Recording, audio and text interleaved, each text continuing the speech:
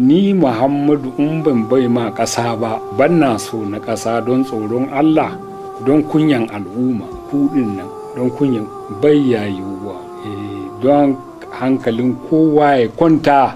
Muhammadu tarau babu shi a gidansa, a gindin gadonsa, a bankin waje, kuma a bincika duk a duniya in ina da tarau a waje na ba su je su ɗauka. Ko ina da tarau irin wanda yake da dauda, Allahu akbar, na maida ma ƙasa shi kenan. Daman an zo duniya a bautata ma Allah, ya baka shugabancin ƙasa, ka bautata musu don gobe Allah ya biya ka. Wai wato ni hankali na can ne, duniya kalilan ne, arziki ba komi ba ne, dauda ne, gobe abin da nike nema wajen Allah yawa gare shi. To dole in bautata ma 'yan ƙasa don Allah ya biya ni gobe kawai, shine abin da nike yi, kuma Allah shi ya sani.